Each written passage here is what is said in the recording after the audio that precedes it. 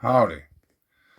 And that's the picture I showed you earlier in the video, a plume and a massive hydrothermal vents discovery. So, this is Lake Baikal here. Baikal. And obviously, there is something going on there in the background.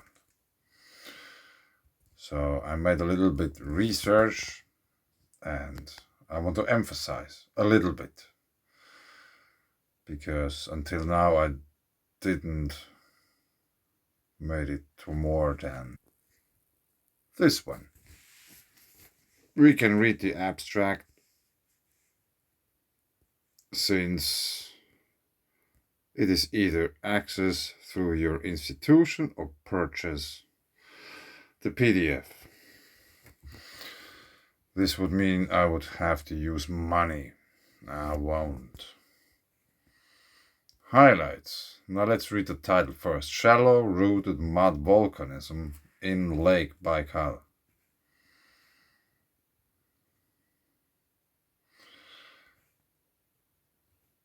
Highlights the discovery of the hydrate-bearing Akadem mudvolcanic complex is reported.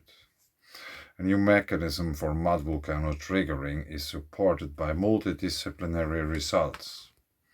Deep, warmer fluids migration triggers shallow gas hydrates dissociation. The suggested shallow-rooted scenario is applicable for most Baikalian mudvolcanoes. Abstract. Lake Baikal is the only freshwater basin containing sediments with gas hydrate accumulations, some of which are associated with mudvolcano activity. 22 mudvolcanoes have already been identified in different areas of Lake Baikal. But the formation process and source depth remain unknown due to a lack of conclusive evidences. Here we discuss a set of geological and geophysical data to report the discovery of the hydrate-bearing Akadem mudvolcanic complex, AMVC, on the Academican Ridge in central Lake Baikal.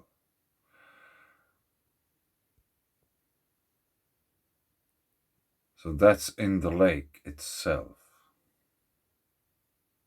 in central Lake Baikal. So I assume it is within the lake, underwater probably. The obtained results allowed for the first time to concretely estimate the source depth of the mobilized fluids and sediments. Analysis of diatom skeletons present in the mud breccia revealed that the oldest diatom specimen is Cyclotella iris et var. This species is characteristic for a short age interval ranging between 4.8 and 5.6 million years. MA? Million? Milliards? Billions? Anyway, they might be wrong anyway. The same diatom was also detected by between 230 and 310 meters below the lake floor. So remember, it's a really deep lake. In the borehole BTB 98 drilled near the AMVC, combining biostratigraphic correlation and seismostratigraphy, it is estimated that the same interval is located at 200 to 300 meters below lake floor, the mud volcanic field. The elevated heat flow measured at AMVC indicates that the original base of gas hydrate stability, regionally located at 212 meters below the surface floor, is currently shifted upwards about 100 meters. The acquired data are consistent with the scenario envisaging the rise of warm fluids throughout the mudvolcano complex zone. We suggest that migration and deep fluids could have initiated the gas hydride association and, in turn, rapidly generated overpressured shallow mud chambers. The ultimate piercing and triggering of the mud volcanoes activity resulted in the eruption of mud breccia and formation of densely packed crater sites in the study area.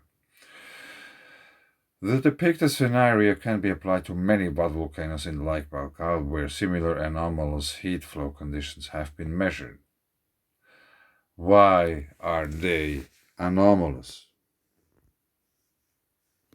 Why? What makes them anomalous? They're talking about volcanoes and heat flows, and there's something anomalous. This just means they probably don't know. Because it's nature, there's nothing anomalous in nature. It's just very complex. Based on simple principles, but very complex. But not anomalous. Anyway, let's go on with this. These findings also emphasize that the generic association between gas hydride dissociation and the initiation of eruptive activity explains numerous peculiarities of the Baikal sedimentary volcanism, e.g., lack of lithified rocks among mud breccia clasts, gas hydride's moderately elevated heat flow. Lack of lithified rocks.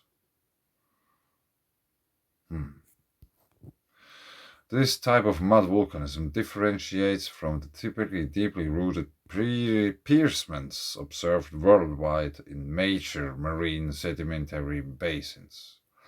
Ultimately, our findings open a new perspective for mud volcano research worldwide, emphasizing that gas hydrides are not just one of the common features for sedimentary volcanism, but may have an active role as a triggering mechanism for the process itself. I doubt that gas hydrides trigger any volcanic eruption. This is just a part of the whole thing, but this is written in 2019, further we cannot go. Data not available. Data will be made available on request. Access through your institution. So this is made in 2019.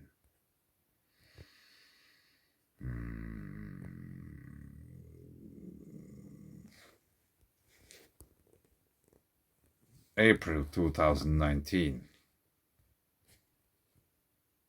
This picture is also taken in 2019, or it has been uploaded in 2019 on Google Earth. And this plume doesn't seem to emerge from Lake Baikal.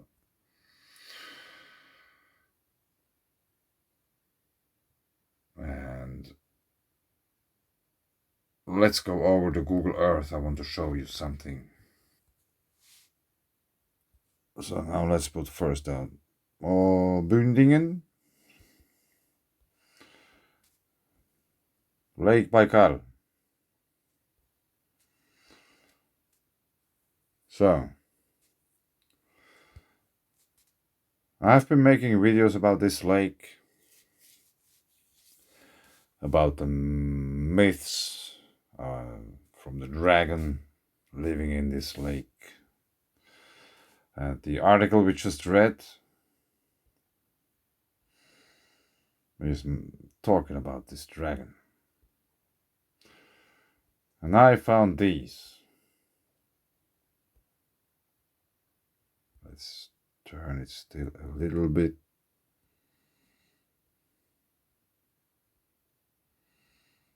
Tetrahedrons. And they're also here. And it's a pity that the quality isn't that good. If you go closer, there's just ice.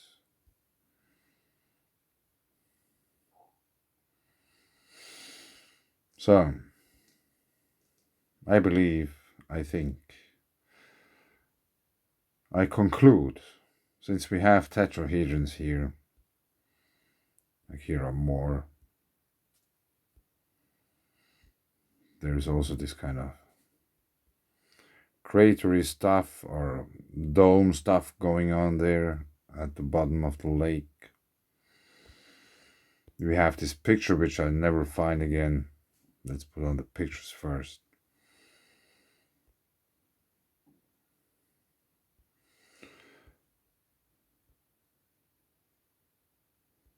Yeah, it was a one-hit wonder, this picture. Where is it? I have no idea. Here it is. Check it out.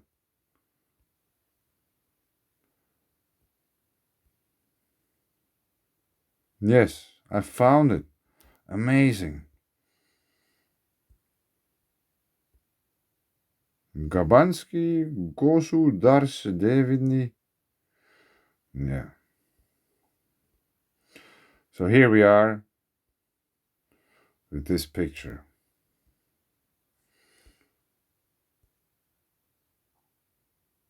Does it help anything if we go into this kind of mode?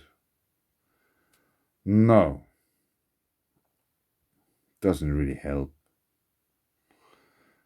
But there is like so much amazing stuff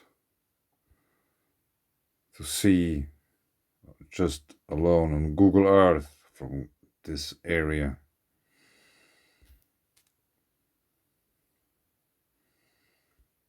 There is like endless. Almost whatever picture you're watching there, it's like amazing. It's like totally amazing.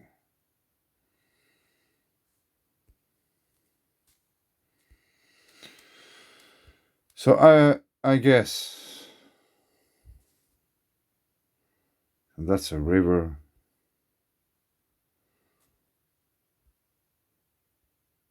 Let's just have a quick. Where has the picture been? Kabalensky here. Well, let's just assume he was picturing over the lake.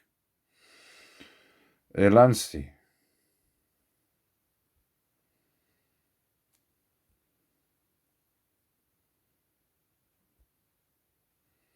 I mean, look at these structures. The quality isn't the best.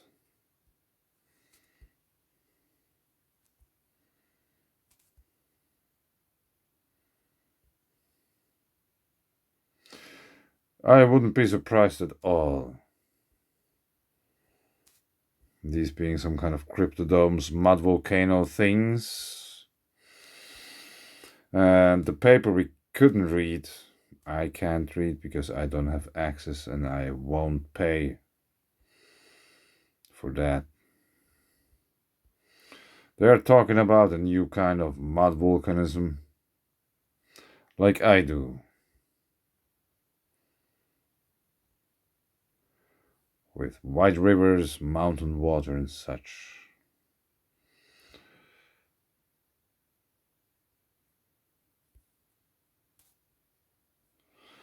But there is nothing very clear to say that there would be something like obvious volcano looking.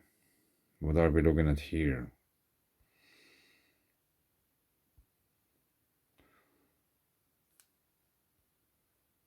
There is color in the water.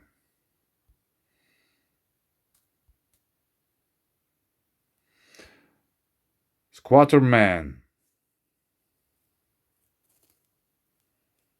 Haha. I found a petroglyph.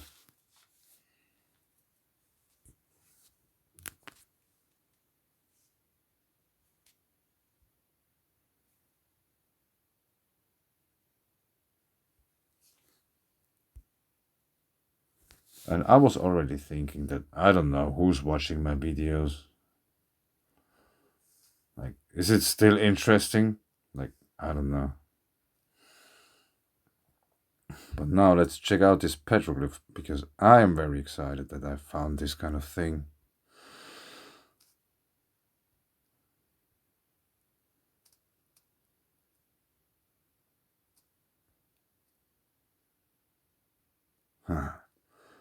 That's a creepy one.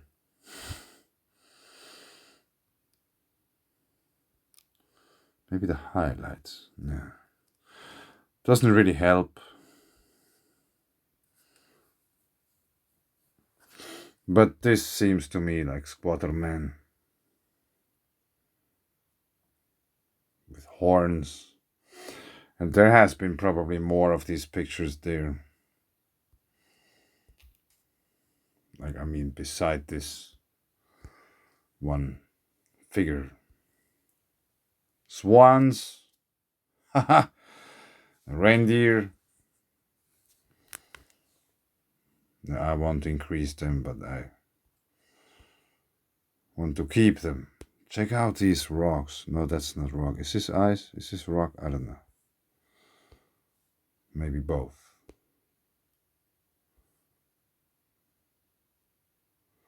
Now that's some rock formation. I told you. Lake Baikal, that's a cryptodome. Yeah, I'm just saying it like that, but I think that's a cryptodome. This is how they look, I would say.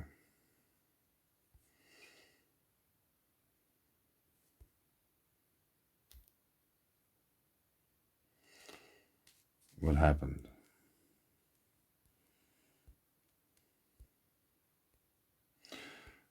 Okay.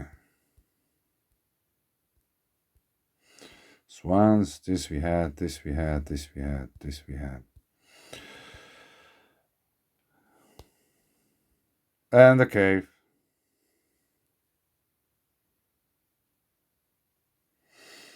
Yeah, this would be very interesting to get inside there and check it out. Yeah. Bike riding in the snow, why not?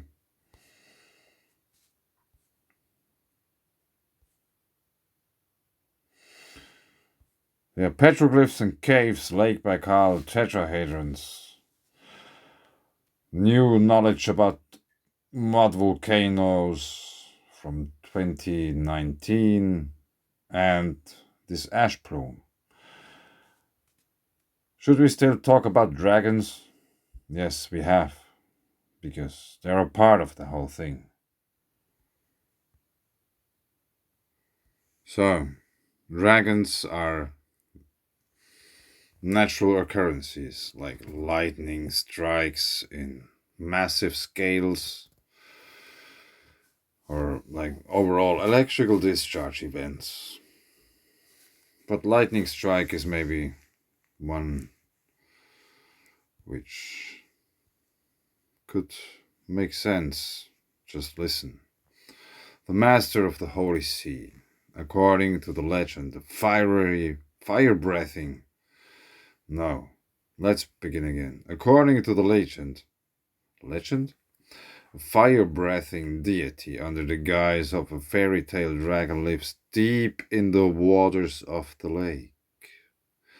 It controls all the creatures living in Lake Baikal, and his mood influences well-being and even the life of the peoples living on the coast of the lake. An ancient legend says that as soon as the first stars were lit in the sky and the great sun rose above the earth for the first time, a golden chariot descended from the sky and the fire dragon came out of it.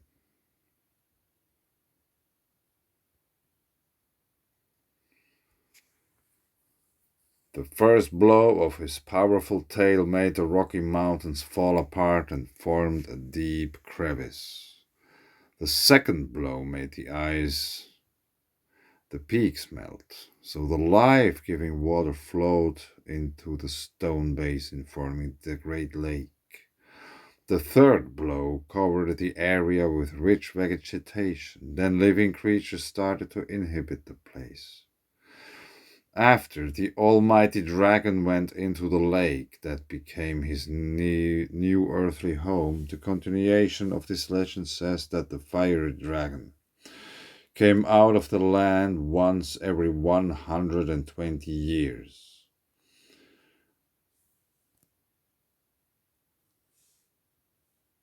Squatterman. During such visits, the people who call themselves the Sons of the Fire Dragon held festivities in the dragon's honor and offered abundant sacrifices to their deity.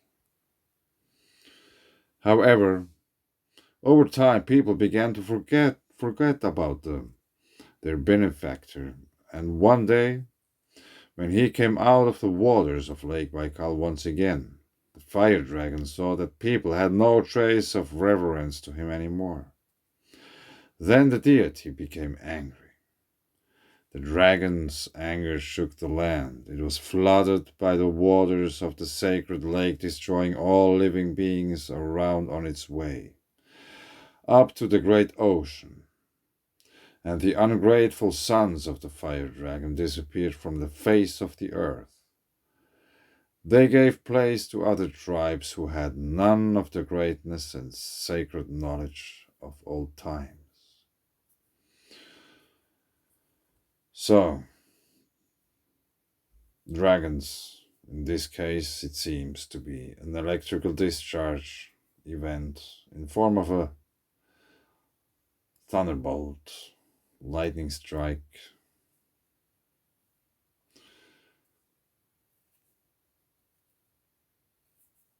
In the creation, and he went to sleep into the lake, and every now and then he wakes up. So we are talking about the volcanoes in the lake. And if the old rhythm was some 120 years, we could expect that now, with the big sun cycle approaching the 12,000-year mark, the dragon of Lake Baikal might awake once again. So we have to keep an eye on that, because I found this picture very interesting. This plume in the background of Lake Baikal. There's actually, now I just noticed, white sands here. This could give some clue about where to look for that. But I think I leave it here. We found tetrahedrons, plume, dragons, water,